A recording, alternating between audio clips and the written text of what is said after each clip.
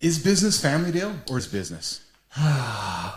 I choose to run my business as a family. I don't know if I could sleep at night doing, and this is why I haven't been able to transition. I don't want to be a scout in hockey. I don't want anything to do with professional hockey because professional sports are cutthroat. There is no family. It is exactly what you said. You are only good to me when I can gain something from you. And that is something as an athlete, like I shared about my agent and like I shared about a lot of relationships, which is, it's been hard for me to deal with because I'm a trusting person. But you're actually a piece of meat. That's all you are. You're a depreciating asset, sorry, as you go forward. And it's a tough pill to swallow because you think these people have your best interests and these people are there for you. But when it really matters, have I gotten a text asking how I am mentally in the last 2 years from my agent or any of these people, the NHLPA? Have they messaged me and said, how are you doing mentally? Not a thing. They put these programs out there that they say they have. Where are they? Did they lose my email? My email's been the same. They're not there for you. None of these people are in professional sports, speaking just from my experiences, they're not there for you. When the lights dim and you're not walking into the Bell Center on Saturday nights and you're not providing them with a paycheck every month, you're done. I love the fact, Dale, that you use the term depreciating asset because we typically associate depreciating assets with vehicles, things that we see sitting in our yard depreciating. Mm-hmm.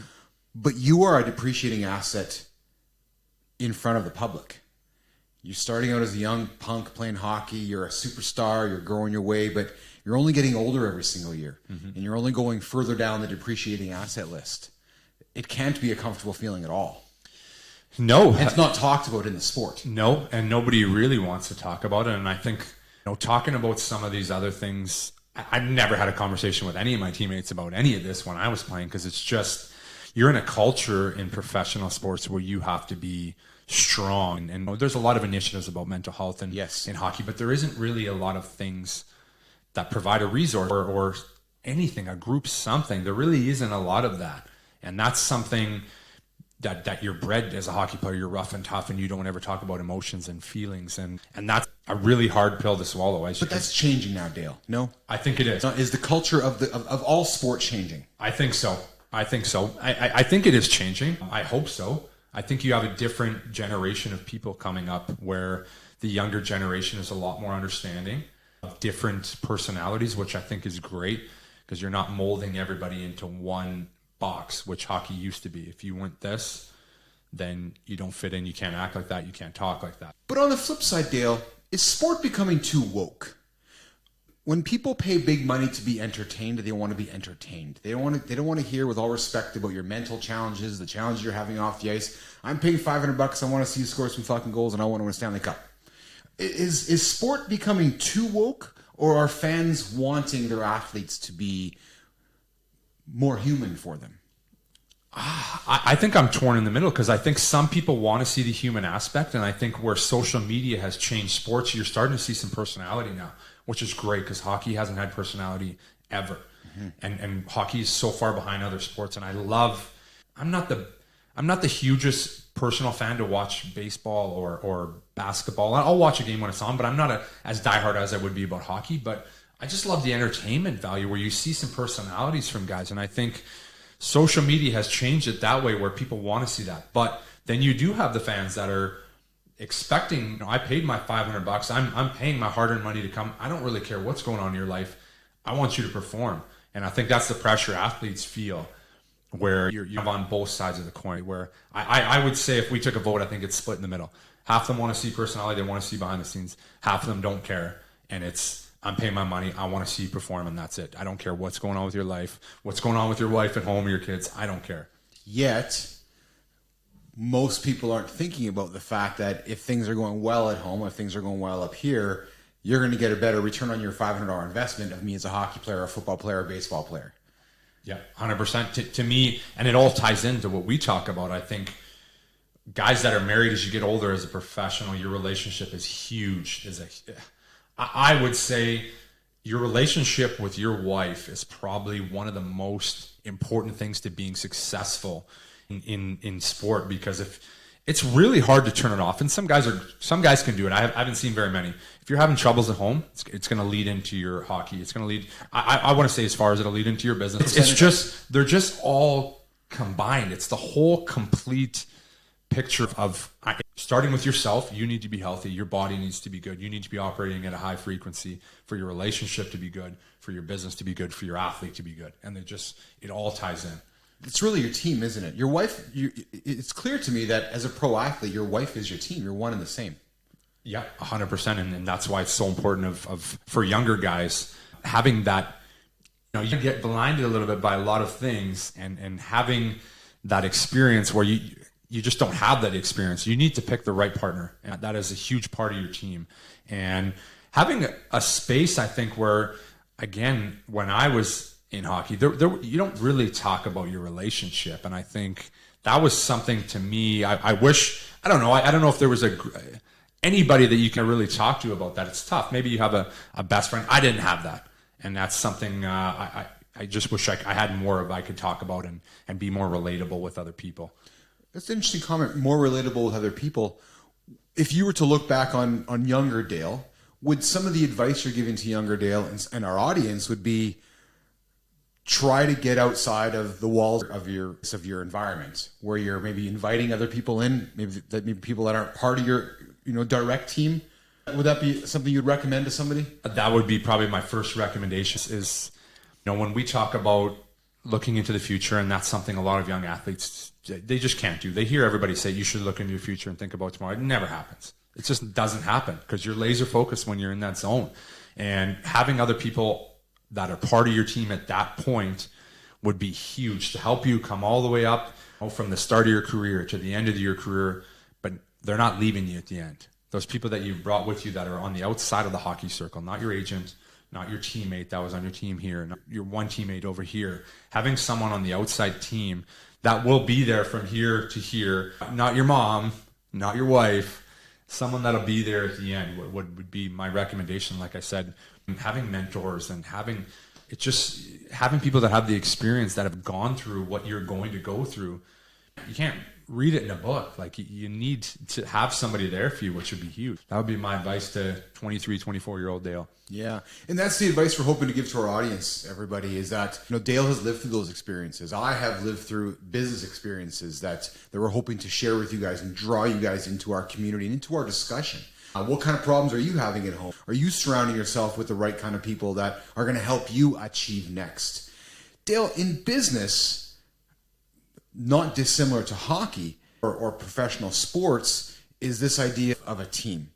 But yet, when you're a professional athlete that's part of a team, you also need to be a strong individual. How do you balance being a strong individual while being a strong team player? And what comes first, the team first or your own mirror first? This is one I think you learn with experience, and it changes as you get older. You're coming in as a 20-year-old kid for me, and I'm playing my first couple games in the NHL, and okay, I'm living out my dream, and I'm playing in the NHL, and this is amazing to be a part of this team, and I just want to win a Stanley Cup, and I'm going to have a huge Stanley Cup party in the summer, and I'm going to invite all my friends. It's going to be excellent. I'm going to drink beer out of the Stanley Cup and all this stuff. But as you get older, all of a sudden you have a family and you have a serious responsibility. And then as you have that family, you start thinking a little, hey, maybe in the future here, things start to change for you. So I would say earlier in your career, personally for me, it was, I want to win a Stanley Cup, and your team becomes first. But as you live through the experiences, for me, it really does become individual. And that's just the real truth to it is, okay, I need to make as much money as I can in this short period of time that I can play, because this is, as a depreciating asset, this is the most I'm going to make in this situation at this time. And it really does become individually about yourself. Did you win a championship in your career? Never. How do you deal with that? That was something for me that when I look back on my career, we made it to the conference final with Montreal in 2015, and it still bothers me because that was the year Carey Price got hurt. If Carey Price doesn't get hurt, I still think we go on to win the Stanley Cup, and that's something you never really get over. It still bothers me because when I was a young kid, you wanted to win a Stanley Cup. When I came into the league, I wanted to win a Stanley Cup. When I was playing in those playoffs, I wanted to win the Stanley Cup. It doesn't change because individually I wanted to make some money and set my family up. I still always wanted to win. And that's kind of the nature of once you get past the financial side, when you've played a couple of years, you do want to win. And not winning is something that's the one regret you'll always have. But then you wake up and you're 30-something and your career's done. Speak about that emotion, because and I know you touched upon that earlier, but you're driven, you're motivated to win a cup, to win a cup, to win a cup. Next thing you know, you've played 10 years and you're going, oh my goodness, my career's done. Those are the things you think about, where those are the regrets that creep in and you're like, well, I wish I could have won a Stanley Cup. And those are the things for me where you wake up, you're like, okay, I had a good career and financially I did pretty well and I did probably well than I thought I could have done, or better, sorry. But those are things you regret, and it's hard to let those ones go. Just put them aside and move on. Yeah. And then I guess, Dale, you find focus on bigger achievements, right? Your twins, your children, your marriage, different accomplishments, personal accomplishments. Would you say that's correct? Less measured on, I'm a hockey player, I'm measured by my Stanley Cup in my office. I'm more measured on, this is what I've achieved around me. I think you start looking to the other accomplishment when the bright lights are gone and hockey finishes. You start thinking, well, what do I have to be proud of? Because you go through those dark days where you're looking, you're like, wow, what did I do? I didn't win a Stanley Cup. I never really did what I thought. I always thought, to me, I always wanted to score 20 goals. And the one year, I had 14 goals in the first 47 games. I got traded to Chicago. Things went horribly wrong from there. I never hit that goal. That was something I always regretted. So you have those regrets that kind of, I wish I could have done more. I wish I could have been more. And then you start looking at the goals. Well, end of the day, I have a beautiful, loving wife who supports me and has been there from the start, from here to here, and is still there. And I have a beautiful family, 4 kids that I just adore, and I get so much zest of life from them. So you start looking at those accomplishments and you feel proud of yourself. But that being said, as an athlete, you still have, where is that purpose? Like, now what about for me? I know you live for your kids and your wife, but what do you have for you? Where are you going next? That is something that I'm still struggling with. Let's go to the dark side of sport, Dale. We talked about being on a team. We talked about structure. Maybe dark side is a loaded term, but athletes, business guys that are stuck, that don't know what's next, might turn to methods that are not healthy, that aren't going to be good for your machine, that aren't going to be good for your mental health. Maybe it's alcohol, maybe it's drugs, maybe it's something else that's going to help you get through those moments. How did you not go there? Well, I would say some nights I went there. Whether it was, I had some tough stretches in Philly for me. I think Philly was the hardest time in my career. I relate this to probably business guys being stuck, where I had my biggest contract. I knew at that point that was probably the biggest contract I was ever going to get. So financially, boom, I hit my goal, check the box off. I'm living good. Life's great. My family's good. But hockey, I'm in and out of the lineup. I'm sitting in the stands. There's a lot of nights I go on the road. I'm sitting there having a couple bottles of wine at dinner. Guys are going back to the hotel because they're playing tomorrow. I'm staying with the guys that aren't playing. We're drinking to whatever hours of the night. That's just what it was. There was a lot of nights where I was struggling because It's got to be tough. It was really tough. It was really tough because there was. I can go in the morning and I can. You have the morning skate on game days. The extra guys get bagged. There's no skill involved. You just skate until the coach is ready to tell you can go off and you work out. Those were really tough situations where that's when my mind started to go to the business side a little bit. And it's sad because I lost that focus where I was like, oh man, how long am I going to do this? Like, I don't know how much longer. I might be out of the league next year. All those fears start to run in your mind. And I had a lot of nights where I wasn't fueling the body. I wasn't fueling the mind with the good stuff that I should have had. And I just got in a dark road where I didn't feel like there was anybody I could talk to about that, because I was like, the closest people I talked to that I trusted was my mom and dad. My mom and dad never went through those situations. My wife certainly never went through those situations. Well, and you can't, because you're an athlete, you're a superhero, and in the public eye, you can't have fallacy. Of course. Well, no, you've created a persona. You're the NHL hockey player. You're the star. You're the guy with people are wearing. There's adults wearing your name on their jersey. Mm-hmm. Walking around an arena with Dale Weise's name on their back. You can't have failure. You can't fall on your face in front of them. Yeah, and that's the pressure as an athlete that you feel is you can't fail. There's no room for failure. And I have a sad outlook on it because you can always fail.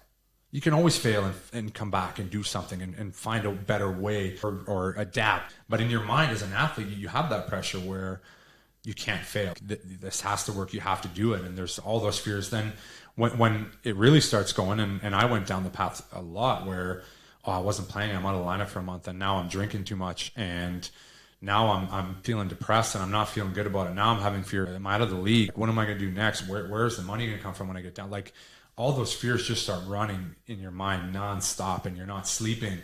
And sleeping pills become very accessible in the NHL world because we're on the West Coast and we're playing at this time, but we come here, and then you start convincing yourself like, wow, yeah, I need it so I can perform better. And they're just very accessible. And things were starting to change the last couple of years. But I know at the beginning of my career too, and I was talking to actually my dad about this the other day, is like how accessible painkillers were at the beginning of hockey. And they're still available. Yes. And it's not that I didn't know what they were doing, or I know that there's some issues where guys have had the Toradol injections, and now some guys have said they didn't know what the damage was. It wasn't like I didn't know what was happening, but you're not doing things that are helping you in situations. But no, dude, I can relate. I'm growing my business. I'm making all the money. You're flying on the clouds. You think you got a big chest, big shoulders. You're walking around, driving the nice cars, wearing the nice clothes. You're infallible. Yeah.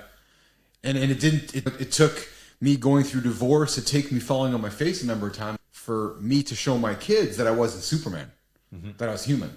And that to me, even a lot of days I'm waking up and I'm putting on this face and I'm playing with my kids and I'm feeling terrible and I'm depressed and like just I hate life. I don't want. I was so many days I didn't even want to play because I was so like it's in a dark spot where I didn't even want to play. I was going to the rink was a struggle every day, and it was never that for me. It was never a job. It was always. I was the happiest guy at the rink, and I still would put on a happy persona at the rink, but it was like, Clark Kent opens the door into the Philadelphia Flyers arena, and I put on my outfit, and I'm happy, and I want to be there, but it was miserable, and it was a dark time. That was I was there almost 3.5 years. It was there was a lot of days like that in Philadelphia. Motivation is a term that I don't think is real. I think that I don't like to motivate people. I think if you can't be motivated, I like inspiring. How did you keep yourself inspired? How did you keep believing in yourself day after day and year after year? There's a lot of business guys out there, Dale, that are going through those same issues. They're in their 40s or in their 50s, and they're thinking, oh man, my kids think I'm Superman and I got to keep putting the bread on the table, but I'm actually a schmuck right now. And they're finding a way to keep themselves going. How did you find a way to keep yourself going every single day through the darkest moments? I think I looked at gratitude. For me was something I really wanted to grasp. And I just said, you know what? I'm grateful for the opportunity. I'm where I would have killed to have been 10 years ago. Financially, I have a beautiful family. I had young twins. I just had to remind myself all the time that life is pretty good. Life is pretty good right now. And just keep working. And I've been through these situations before, whether it was junior or it was in the minors, just not to that level.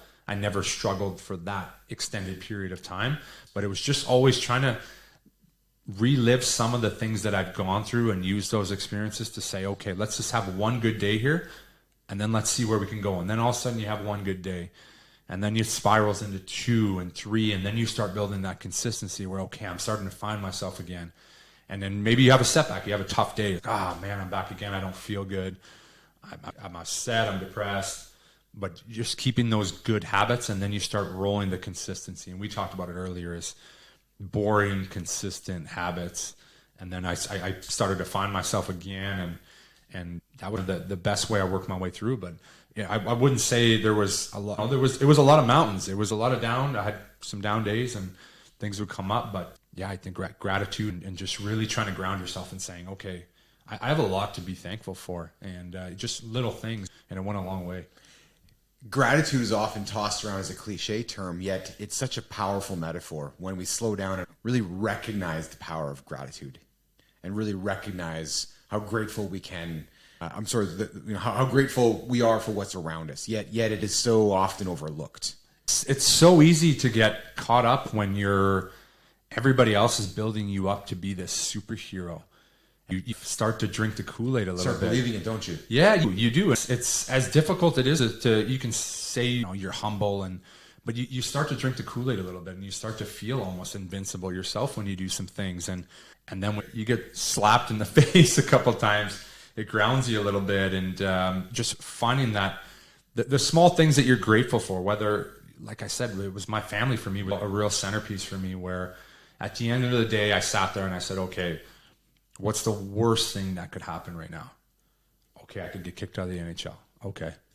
Mm-hmm. Is that the worst thing that could happen? What'll happen? Mm-hmm. Well, I can go play in Europe. I can do this. I can do that. At the end of the day, I have my wife. I have my family. That really grounded me. And I said, okay, if that's the worst that can happen, let's go lay it out there and see what happens. If I'm not good enough, and you start to have those doubts of yourself as a business guy or as a hockey player, it doesn't really matter. You're always going to have those doubts. Mm-hmm. And I just said, eventually I got to a point where I was like, let's just go lay it out there and see what happens. And then you start to build off that, and finally it started to, the better days started to outweigh the bad days. I read an interesting piece recently, I believe it was in Rolling Stone magazine, where Miley Cyrus was quoted around this idea that touring for her is not healthy. Because she found that as a touring artist and showing up in front of 15, 20, 30, 40,000 fans who are expecting you to be like the king, like the person, the god, she found herself starting to believe that she was the god and believing that she was being the Kool-Aid that she was putting out there. And she found that it was wrecking her mental health, because you learn that these people want you to be that, so you start acting it. Mm-hmm. They want me to be the superstar Miley Cyrus, even though I don't want to be. I want to be the quiet girl in the corner, but yet the audience is paying big money for me to be this person, so I guess I got to act it. And then she said how she didn't like the behavior she was treating people around her, because you start believing that you are better than everybody else. And I can only imagine it starts to feed itself, where as an athlete making the big money, being shuffled around everywhere, fans always wanting your autograph, and then poof, taken away. And if you don't have that gratitude, you're lost. You are. And even with that gratitude, I can say in the last couple of years, like you miss it. You miss, and it's not so much, I don't miss being chauffeured around is excellent. Flying on private planes is great. A lot better than flying commercial. Staying in, the Ritz-Carltons and the nicest. I don't miss that. I think the purpose of it for me was just the internal feeling of, I think, feeding my ego of feeling good. Like I did this. I made it. And having that feeling is just something you just can't replace. I haven't been able to yet. What I found comfort in as I went through my career journey and professional arc was, always wanting to make it, become the millionaire. Okay, I need to become a millionaire. And then you become one and you're like, okay, fuck, I still got to live for the next. Okay, I still got to get up tomorrow. When you're aspiring to hit that target to cash the check, just like you get your big contract, yeah. Right, I got to go to work tomorrow. And it doesn't end. So then you start going, okay, what am I chasing all the time? And I found myself, Dale, that after staying in a Ritz-Carlton or a Mandarin Oriental or staying in any nice hotel, after a while, they started all becoming the same. Mm-hmm. And it was like just chasing the Joneses, chasing the next luxury brand, the next luxury brand. And where I found joy was in getting rid of all the luxuries and finding more joy in experiences. That, to me, is when I really found gratitude. I could not agree more with you. And because they all start looking the same after a while. They do, and I don't know what you expect it to feel like when you hit that. And I know I had a lot of friends as I was signing my first couple contracts and stuff like, oh, what does it feel like? What does it feel like?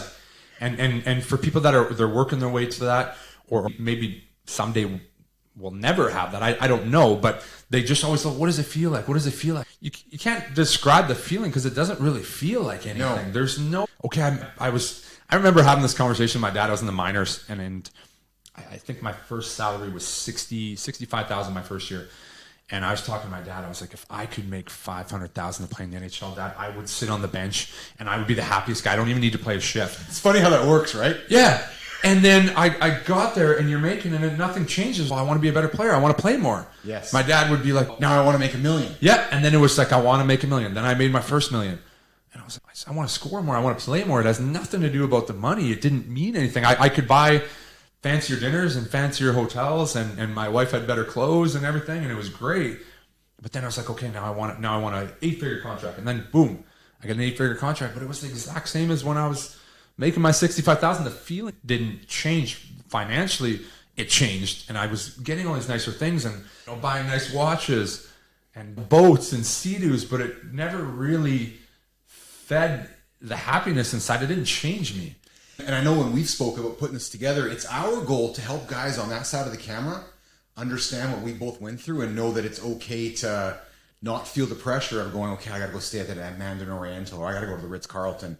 Because if you're chasing it, it's never going to end. You'll never find it. You'll never find it. I got a Tesla Roadster sitting in my garage. Yeah. It's covered up under a tarp. Yeah, it looks beautiful. Yeah, exactly. Because it's a depreciating asset, but it's not joy to me. No. I'd rather go hang out in the bush with you and tell good stories and get connection than go chase the next. And listen, it's not for everyone. We're not trying to cast judgment on those that want to go stay at the Ritz and go stay at the Mandarin Oriental and stay at nice places.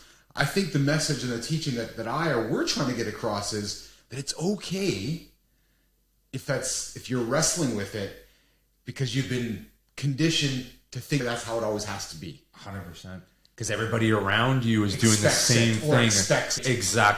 Exactly. And I love that point. And I think if you don't experience it, and you might have to go experience it a little bit. Maybe, yes, go buy yourself a nice car if it's feasible for you, and go stay in the noise. See what it's about. Yes. Because they are great. Yeah, 100%. And they're great. Luxury things are great. But then at the end of the day, you're going to go home and you're going to say, well, okay, what next now?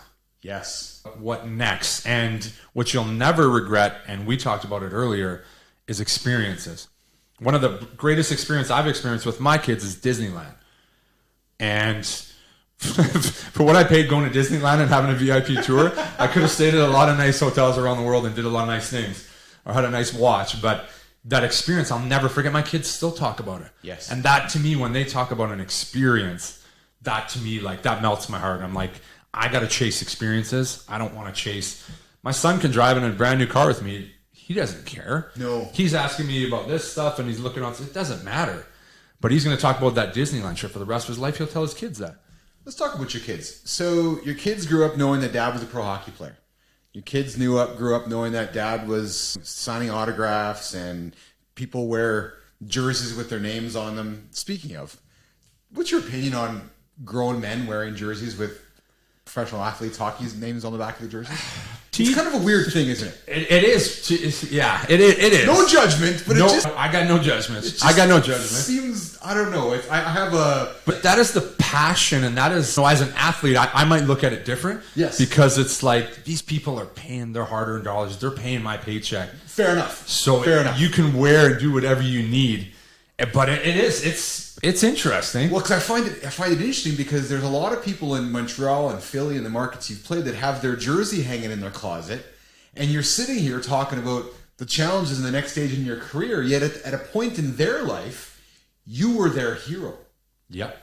Well, it's plenty of time where I've done these. In Montreal and Philly, we had these unbelievable golf tournaments. Philly, we had a beautiful course on the Trump, and there's like business guys everywhere, and I'm just trying to ask them like what they do because I'm fascinated by them, and all they want to talk about is hockey. And no, I want to tell me that. Or say, I was the biggest fan. I loved your goal, and it's just, it's so many experiences like that were pretty cool. Like I really enjoyed it, and that's where we talk about the mesh between the business guys. Probably don't think the athletes are like, okay, I want to be you now. Like I finished what I did, now I want to be you. Yes. And then the business guys are like, no, I would give anything to be you. And it's so funny the way it works. So back to the kids. So there's guys out right now that are in their career, that are on their way to having kids or have just had children.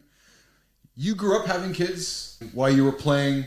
What kind of advice would you give some guys right now that are going through this right now? As dad's a hero, dad's a superhero, and the kids have no clue. Me and Lauren had our first son, Hunter, when we were 23, so we were pretty young in the league. Very, very young. And I don't know if this played in, but it's very similar to what we just talked about. I was on an older team in Vancouver. Everybody had kids. Everybody was married. And I didn't feel the pressure to do it, but it was very... Maybe subconsciously you did. Subconsciously, maybe I was like, well, maybe I can fit in better, whatever it is. Because on a hockey team as a young guy, you're always trying to fit in. And you're trying to find your place. And maybe it was subconsciously, but it was different because you have your first kid. That's obviously a shocker for anybody. For sure. For anybody. And then as they start to get a little bit older, they start to realize a little bit, oh, wow, why are these people coming up to my dad at dinners? It's different. And I got to ask my son... Obviously, who's 10 now, was used to it because he saw it at a bunch of different places. And my daughter got to experience it in Montreal a lot. We'd have people knocking on our door. Like, I'm having an afternoon nap, and the kids in the neighborhood are knocking on the door. And they couldn't really figure out why. They're like, why why are these people coming to talk to my dad? Why is this guy asking him to write his name on a piece of paper? They could never really understand it because it's always just dad to them. It's not like you are a superhero to your kid no matter what you do. Yes. It doesn't matter what you do. You're a superhero. I'm saying it to everybody. Yes.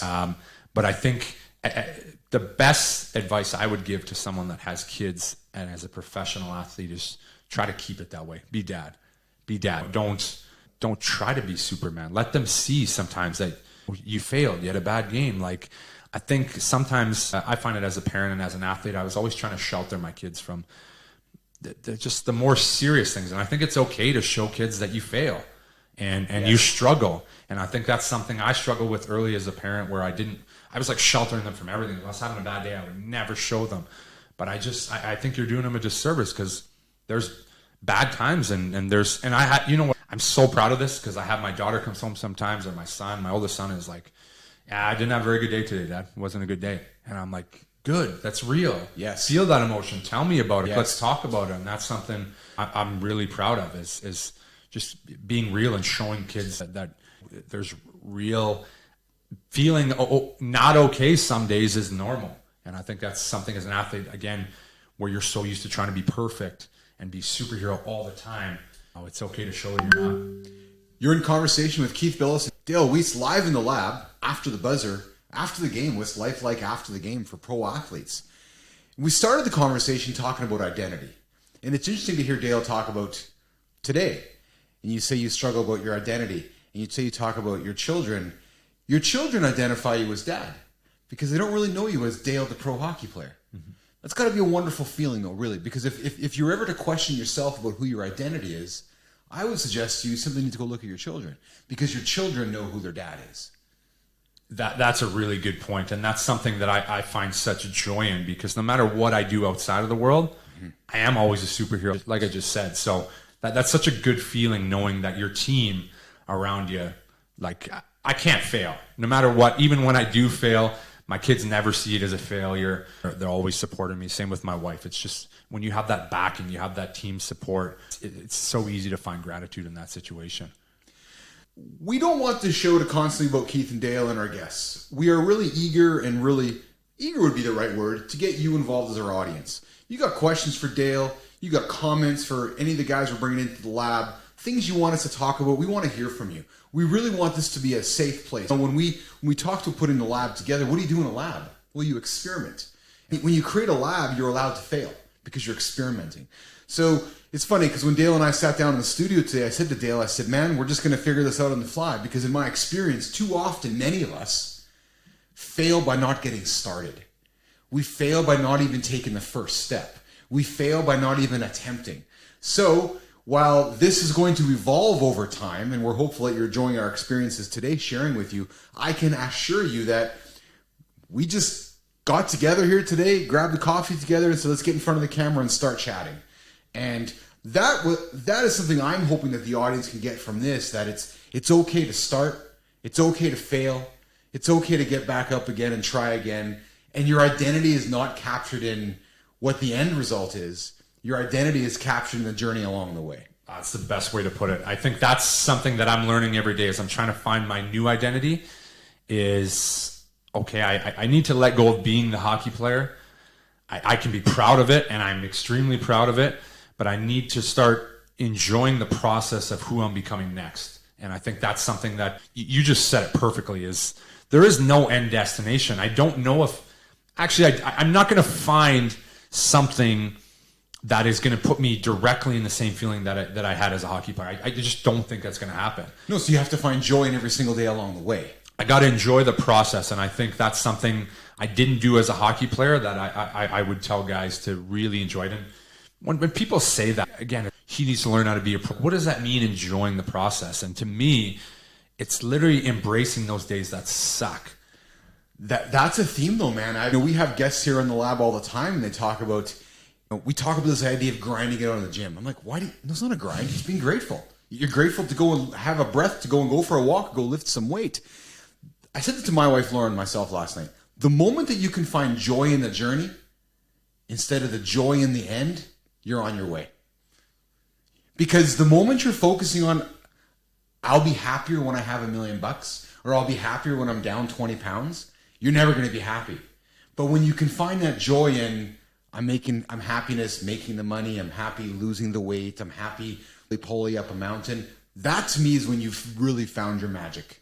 That is gratitude. That is the magic. That is the secret sauce right there, is enjoying the process, like you just said. Like that is so good. That is so good. And it's, if you haven't been through experiences, we talk about, well, okay, I wanted to make that, and it was always pushing the buck further and never really enjoying what I dreamt of doing. Yes. And it's sad when I think about it, because I should have been enjoying it, where I was so like, oh, I gotta find it. There's no end game.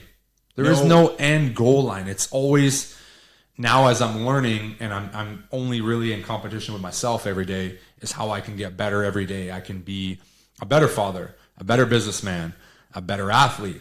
Still, as I'm getting older and I'm depreciating, I'm still trying to be a better athlete and just enjoying that every day. And that's where 2 years into retirement now, I really feel like I'm starting to find my stride and finding the things that work to just be grateful, enjoy it, the secret sauce. So our goal for this show, for our audience, is to bring guys in like Dale, to bring other athletes that are going through some of the same struggles, that have just retired or are considering retiring, and saying, oh, hey, wait a minute, I can go talk to this Dale guy and I can go share my stories with him. That's what we're hoping to bring to you. Guys that are in the same seat as Dale, guys that have gone down the same path as Dale, maybe guys that are on the precipice of retiring and going, I don't know what's next. So what we're hoping to bring to you as the audience is these stories that you don't hear. These stories that aren't told in the media. These stories that are rarely, and we're not here to reveal locker room secrets. No, we're here to talk about the human being. We're here to I'm sure we're going to get locker room secrets along the way, but really the goal is to talk to guys that have been there, bring them into the lab, have them sit down with Dale and have a good conversation to inspire you to what's next. Let's inspire the next conversation on Transformation 24. So we've been putting together a plan here in the lab. We're bringing 10 guys to join myself, Dale, and other gentlemen, other guys, whoever, guys, girls, whoever, people want to achieve next.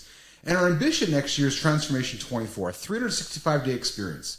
We're going to invite 10 people into the lab to work with yourself, myself, to help them get to next. Coach them, nutrition coaching. You talk about lack of structure, Dale, when you left professional sports. Mm-hmm. We want to bring that structure into the lab so that when guys get up in the morning, they feel like they have a place that they can belong, a team that they can belong to. And then we're going to punctuate that experience by climbing a few things along the way. We're going to go climb Volcan Baru in Panama, the only place in the world you can see the Pacific Ocean and the Atlantic Ocean at the same time. And people say to me, oh, Keith, why do you like to climb mountains? You know why, Dale? The mountain for me is a perfect metaphor of moving forward. You have to move your feet. There's no skill involved. It's got to move your feet. Mm-hmm. So we're not talking about crampons and climbing up and strapping on and climbing a big mountain. No, we're literally just talking about pulling, moving your feet forward. I have never met anybody who has said to me, Keith, I really regret climbing that mountain. I want to go back to the other side. I liked my life on the other side.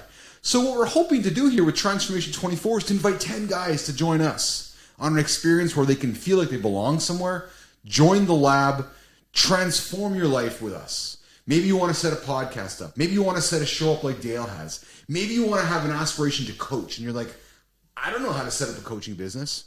Well, we can help you. And so our goal here is to invite guys like yourself, and maybe you're a business guy. You're in your 40s or 50s and you're like, I met a guy last night. It's funny, I was telling him about the show. Man, I feel stuck right now. We got a show for you. We'll get us by.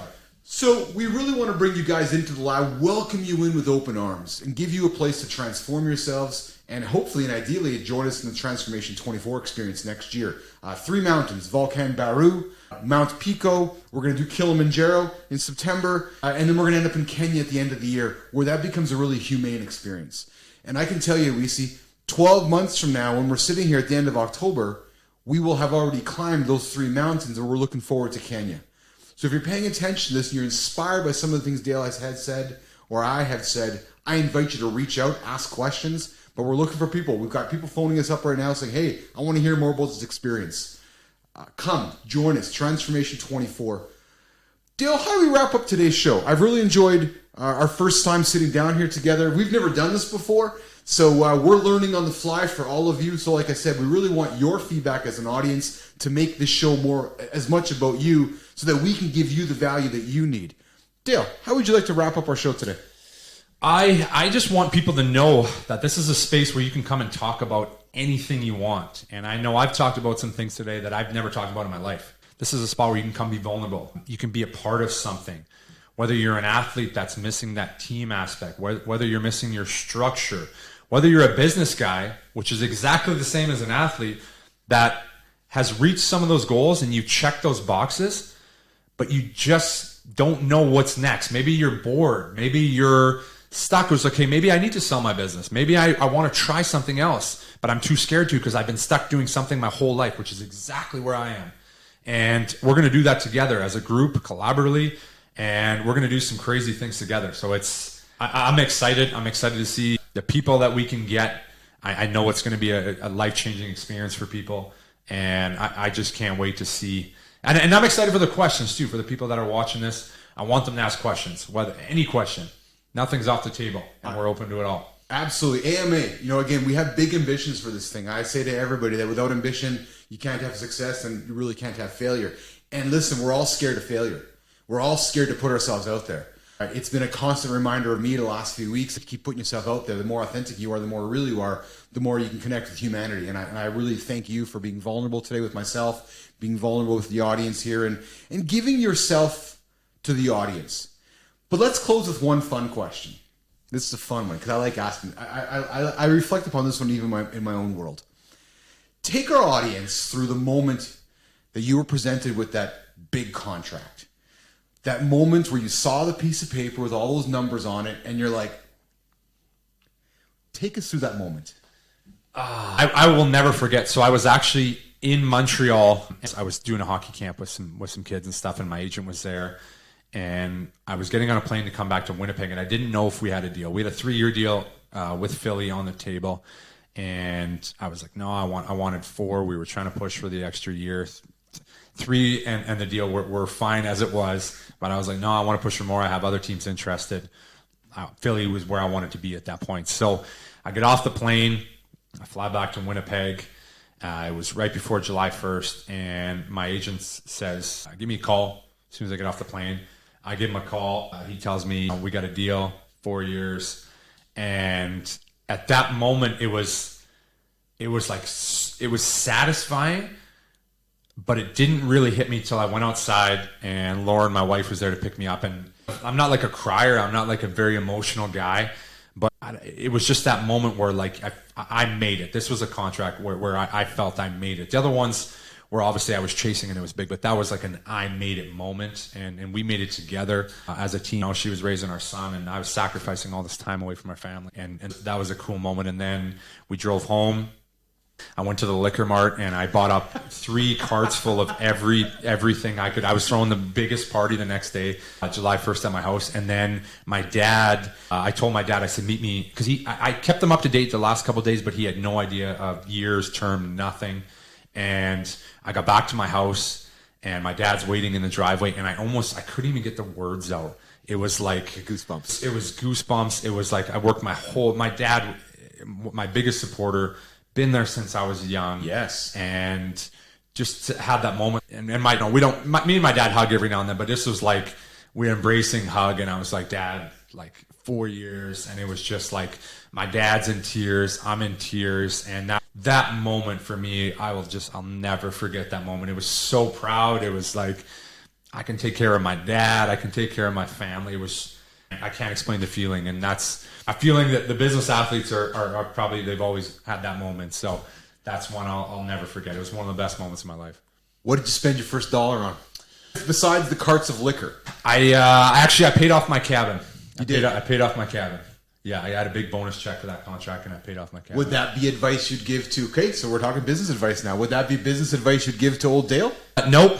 No, it wouldn't have. I would have. I would have invested that money into some other things. I would have kept my mortgage. My mortgage was low. The interest was free money back at the time. I think I was at 1.95 at that time. I wouldn't have paid it off. I probably would have bought into another multifamily. But my business acumen has grown over the years. Now that I'm in real estate, I never would have done that. But that being said, I've also used the leverage from that credit line to buy other properties and construct. Double-edged sword, but I would have kept the mortgage on it. So that first contract in many ways still lives on today, doesn't it? Yeah, so the first contract that I signed when I was 20, I used my first signing bonus as a down payment to buy that cabin. So when I signed my big contract, that bonus I used to pay it off. So there's a good learning for our audience, right? So if you're an up and coming athlete, a retired athlete, or in your athletic journey, be thinking about the end, because it's going to happen. I hate to call it out, but it's going to happen. And you got to think about it. You have to think about it. It's something you try to push along and you think you can play forever, but before 5 years, 7 years, 10 years, it flies by like that. And it really does. So while we have made it a mission not to sell you guys, that's not our goal here, it's to help you guys sell.